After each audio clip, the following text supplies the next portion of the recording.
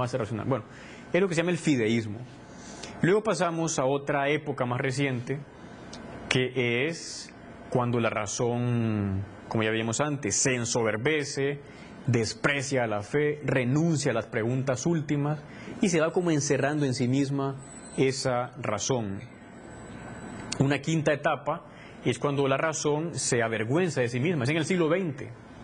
¿Qué pasó? La razón había prometido la ciencia, pues para todos, salud, progreso, avances, y más bien generó las guerras mundiales.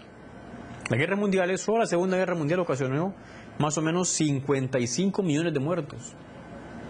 En los países, por ejemplo, comunistas, se ejecutaron a unos 110 millones de personas. O sea, la razón ya desorientada, sin la referencia ética y religiosa, perdió el norte. Entonces llegamos a la última etapa, y es la razón que está tan débil que piensa que no puede conocer la verdad. La razón que dice, no podemos acceder a la verdad, todo es opinión ahora. Bueno, ahí esto ha tenido muchas consecuencias. También se ha caído a veces en un como irracionalismo destructor. Por ejemplo, el tema del aborto. Veamos estas imágenes. Un feto de 16 semanas, 4 meses, que es eliminado. Dicen, no meta religión en la política o en la vida cotidiana. Eso es de fe. No es de fe, ese feto es un ser humano. O un feto de 3 meses, 12 semanas. Dicen, no meta religión, eso es de fe. No, eso es... O sea, luego la razón misma se va como contradiciendo, porque no supo ella abrirse a la revelación, a la fe que la orientaba. Y se ha caído en una especie también como de espiritualidad difusa, el New Age, la nueva era. Bueno, con esto hemos llegado a la segunda parte terminal, que es etapas como históricas del acceso a la verdad.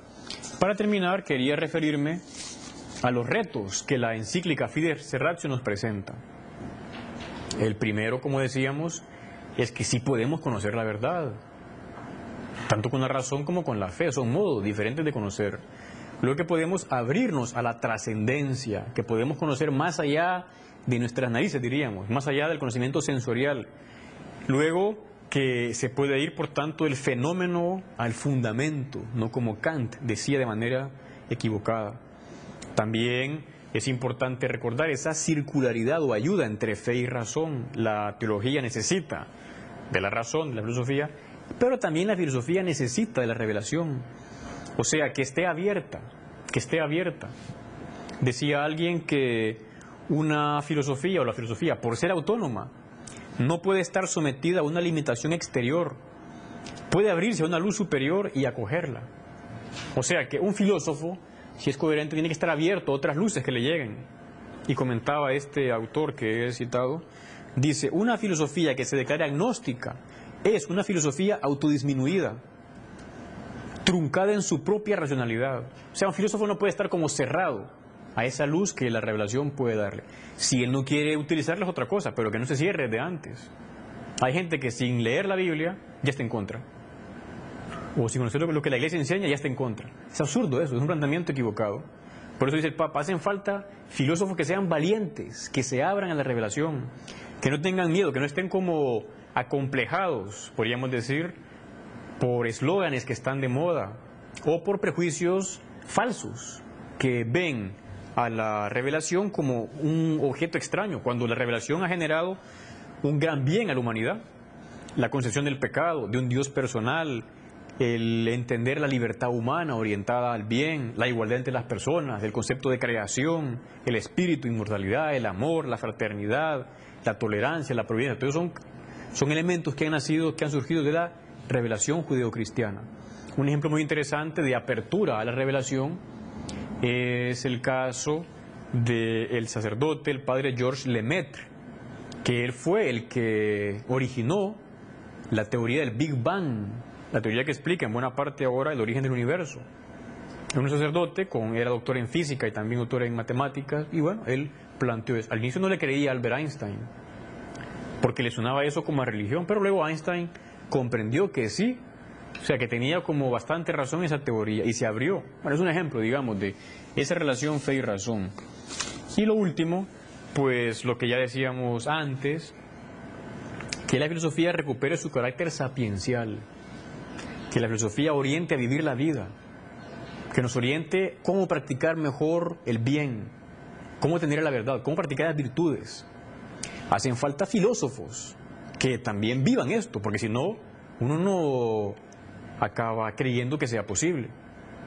Decía alguien que si uno no vive como piensa, acaba pensando como vive. O sea, si uno no es coherente con sus ideas, pues acabará justificando un comportamiento errado. Por tanto, una filosofía que oriente de verdad y que viva un filósofo. ¿Filósofo quién es? Bueno, el Papa dice, cualquier persona puede ser filósofo, con tal que piense y se pregunte preguntas profundas. O también alguien que ya se dedique más a eso, lógicamente, con un conocimiento más como sistemático. Pero todos podemos ser filósofos. Y recordar que la filosofía cristiana es una verdadera filosofía.